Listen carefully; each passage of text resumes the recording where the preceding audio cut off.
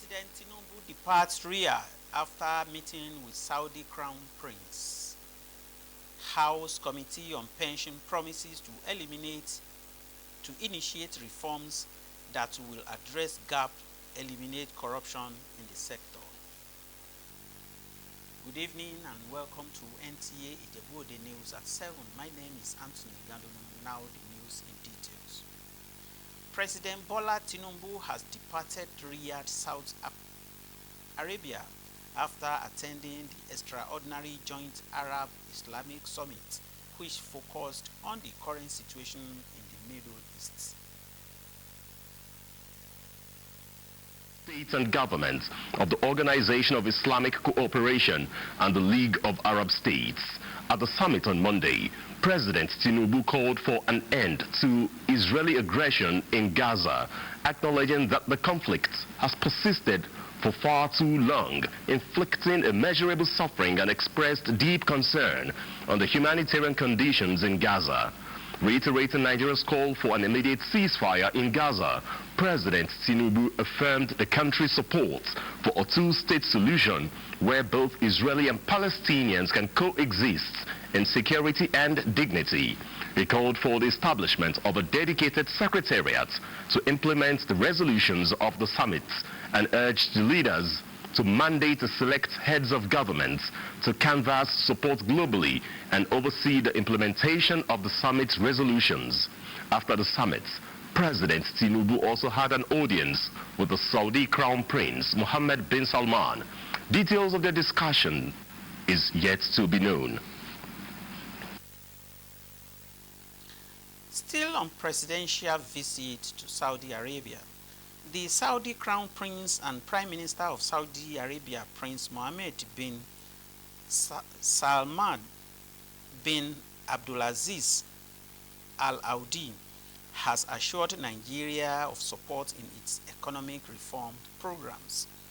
The assurance came when the Crown Prince and President Bola Ahmed Tinubu met on Monday in Riyadh on the sidelines of the Joint Arab-Islamic Summit. Special advisor to the President on Information and Strategy, Bayo Ononuga, in a statement says the two leaders explored potential areas for cooperation, particularly oil and gas, agriculture, infrastructure, and the constitution of the Saudi-Nigeria Business Council. It stated that Nigeria wants an agreement with the Saudi government over a proposed $5 billion bilateral trade facility between the two countries. The Saudi Agricultural and Livestock Investment Company invested $1.24 billion in 2022 to acquire 35.43% stake in Olma Agri, one of Nigeria's leading agricultural firms. The Crown Prince commended President Tinubu's economic reforms, noting similarities to his steps to strengthen Saudi Arabia's stability and developments when he became Prime Minister. He also assured Nigeria of his support and promised to motivate his team to realize the various areas of partnership discussed at the meeting. Now to House matters. The House Committee on Pension has pledged it to initiate reforms that will address gap and eliminate corruption in pension management and administration in Nigeria. During an oversight visit to the headquarters of National Pension Commission in Abuja, Chairman House Committee on Pension Hussein Ijalo urged the Commission to step up scrutiny of the operations of pension fund administrators towards achieving a robust, efficient, and effective pension administration. Yes, our pension system has faced challenges related to inefficiency, corruption, delayed payment, underfunding, and lack of inclusivity. Pensioners complain of difficulty assessing pension payments and the inadequacy of monthly payments. The current provision for the access to only 25% of pension funds upon fulfillment of statutory requirements is deemed insufficient.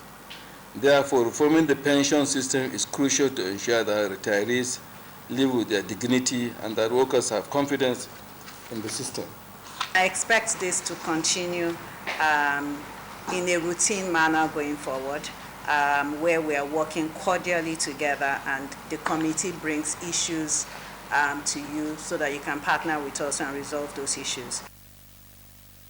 The lawmakers also requested PENCOM to look into the concerns of organizations seeking to exit the contributory pension scheme with a view to addressing sundry challenges. African countries at CAP 29 in Baku, Azerbaijan today launched an implementation plan of the integrated strategy on weather forecasting, with hopes that the continent's capacity to report early warning and action will prevent loss of life before disaster occurs. Charles Alpha reports from the African Pavilion in Baku.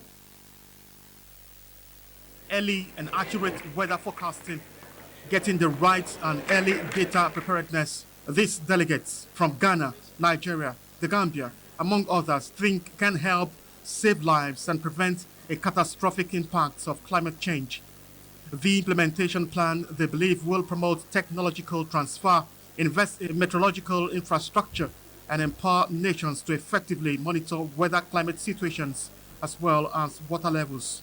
A very good strategy which will allow us, in terms of a continent, to work directly with our member states and elaborate their own national meteorology. Most African weather infrastructure, they believe, is either obsolete or dilapidated, and implementing this plan will depend largely on stable power system to foster uninterrupted early warning reporting.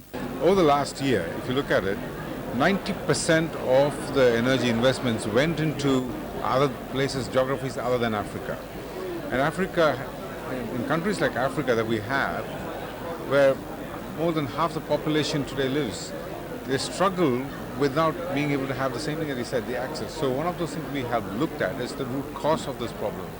Adequate, accurate and timely weather reporting by the Meteorological Agency all around Africa. The African Union and Alden apart, the organizers of this event at the African Pavilion say it can't happen without leveraging renewable energy. It means that when there is no stable power supply, this meteorological agency can't do accurate data forecasting. And so there has to be a gradual move from unstable power supply to renewable energy to be able to save life and monitor the climate change that we all are experiencing today. From Baku, Azerbaijan, Charles Alpha, NTA News. The Independent Petroleum Marketers Association of Nigeria, IPMAN, has sealed an agreement with Dangote Refinery to lift products directly. IPMAN National President Abubakar Garima confirmed this in Abuja. Lydia Sampson reports. The agreement coming after a series of events, both a partnership that will ensure steady, affordable supply of petroleum products nationwide. We didn't start lifting products with Dangote, but we get assurance we are going to start lifting directly through Dangote. And that is the reason why we call this CWC, to inform all members to get set for taking products through Dangote direct, not through the third party. Citing backward integration benefits and positive impacts on Nigeria's foreign exchange market, he urged IPMAN members to rely on Dangote Refinery and other refineries for wide products to ensure job creation, as well as supporting President Bola Ahmed Tinubu's renewed hope agenda. Speaking on pricing, Garima expressed optimism that further negotiations with Dangote will yield lower rates.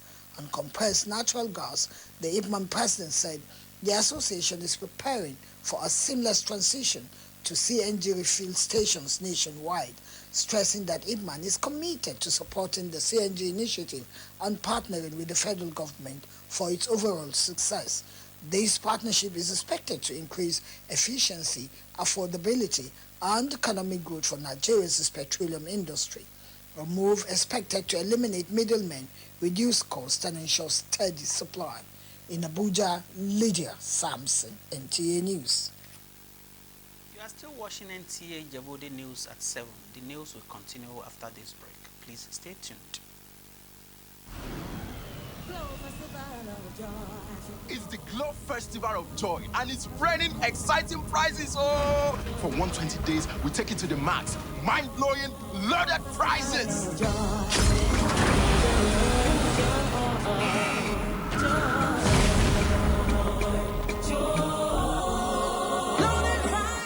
Take John winning a tear rubber Toyota Prado by recharging up to 100,000 naira. And Sister T winning a Cha-Cha Kia Picanto by recharging up to 50,000 naira.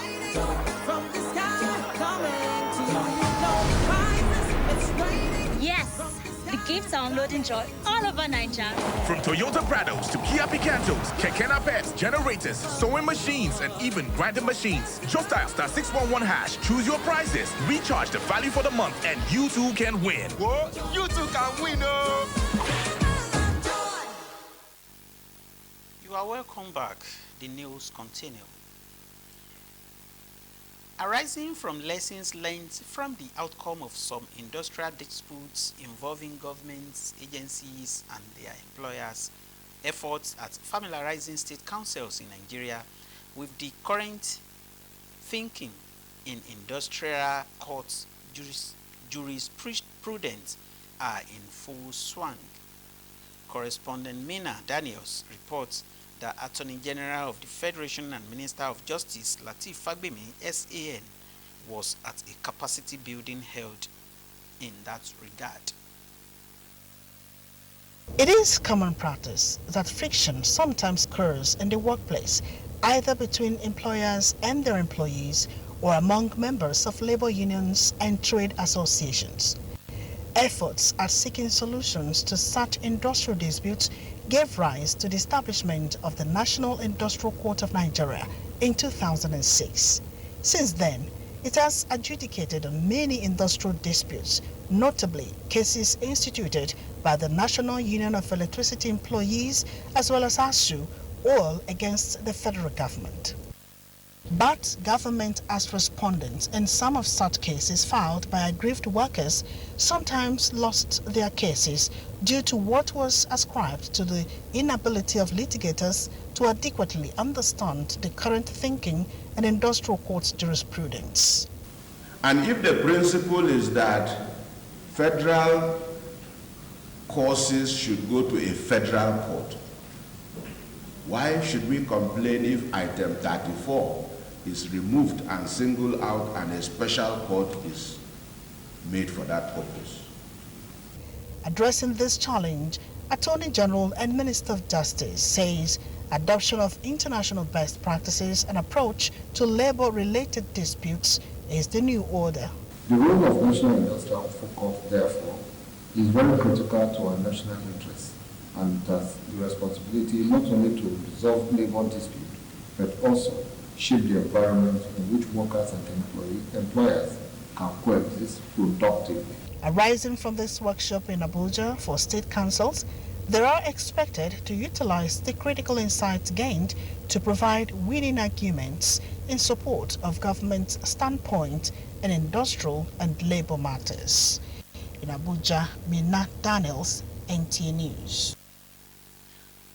The newly installed Otumba Bobashetu of Eshure Kingdom in Ijebu Ode Adebayo Shuaib has reaffirmed his commitment to preserving the cultural heritage of Eshure Kingdom, promote education among the youths, and as well foster healthy relationship among his people.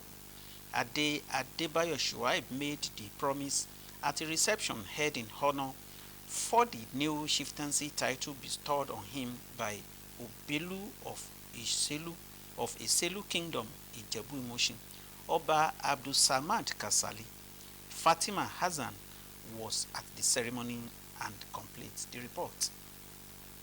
The gathering of who is who in finance profession and economy, as people including families, friends and relatives from far and near converged at the reception to honor their own Ode Adebayo Shuaib, the new Otumba Bobashetu of Eshure Ijebu Kingdom.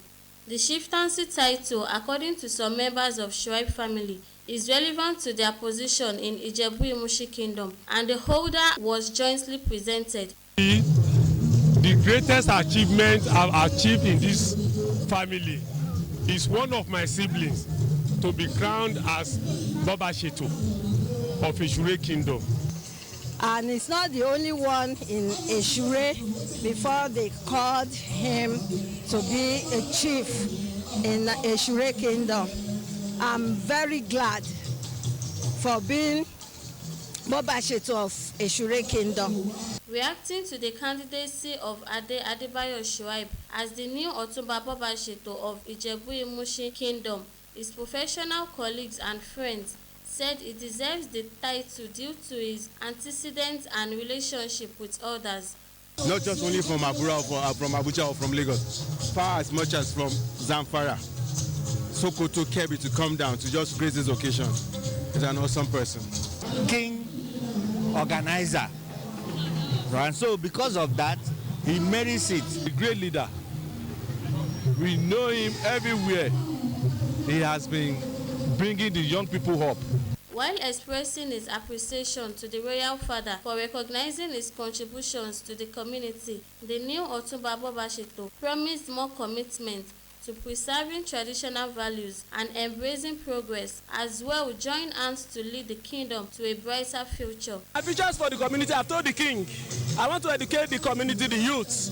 I have scholarship for ICANN members, ICANN students, and by his grace, 2 have become members, and 2 are writing another exam this night, courtesy of the KBSC, which I sponsored.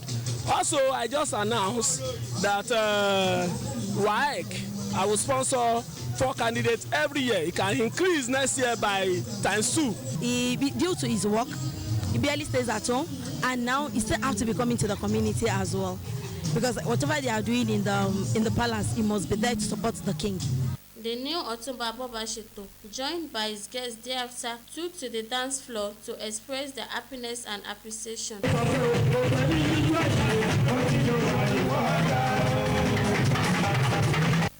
Earlier, the Elesure of Esure Ijebu Kingdom, Oba Abdulsamad Kasali, has installed Otumba Ade Adebayo Shuaib as the new Otumba Baba Sheto of Ijebu Kingdom in recognition of his immense contributions to the development of Ijebu Kingdom. In Ijebu Ode, Fatima Azan, NTA News. Baba Sheto of Eshure Kingdom. On that note, we end Channels 7 News at 7. Meet us tomorrow for another interesting package. From me, good night.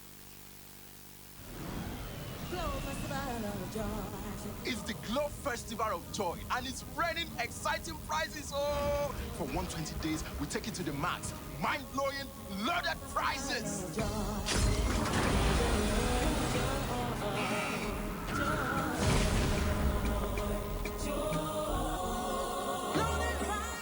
Take John, winning a tear rubber Toyota Prado by recharging up to 100,000 Naira. And Sister T, winning a Cha-Cha Kia Picanto by recharging up to 50,000 Naira. From the sky coming to you. Yes, the gifts are unloading joy all over Nigeria. From Toyota Prados to Kia Picantos, Keke Napep, generators, sewing machines, and even grinding machines. Just dial *611#, choose your prizes, recharge the value for the month, and you too can win. Whoa, you too can win, oh!